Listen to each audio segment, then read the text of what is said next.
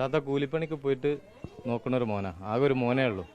അപ്പോൾ ആ കൂലിപ്പണിക്ക് പോയി നോക്കിയിട്ട് കൊണ്ടു നടക്കുന്ന മോനാ. ആ മോനെ നോക്കണ മാതിരി വേറെ ഒരു മക്കൾക്കും അത്ര സൗകര്യം അവന് കിട്ടിയിട്ടുണ്ടാവില്ല. അത്രയൊക്കെ നന്നായി നോക്കുന്ന ഒരു മോനാ. മോനെ ബൈക്ക് വേണമെന്ന് പറഞ്ഞാൽ ബൈക്ക്, അതിൻ്റെ മുന്നേ ഒരു ആക്റ്റീവ്, അതൊക്കെ പുതിയ എടുത്തു കൊടുത്തതാണ്. അത് കഴിഞ്ഞാൽ ഓന് ഈ മരുന്നടി തുടങ്ങിയതിന് ശേഷം ഇവിടെ അടിയാണ്. വന്നാൽ കച്ചറ ഉണ്ടാവും.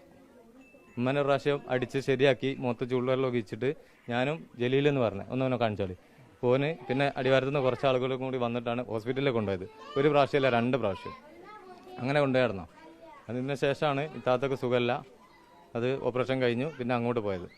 അവിടെ നിന്നുള്ള വിവരങ്ങളാണ് നമ്മൾ ഇതറിഞ്ഞത്. അവിടെ നിന്ന് ഇങ്ങോട്ട് അറിയില്ല. പിന്നെ ഇടയ്ക്കിടയ്ക്ക് ഓന് ഇവിടെ വരലുണ്ട്.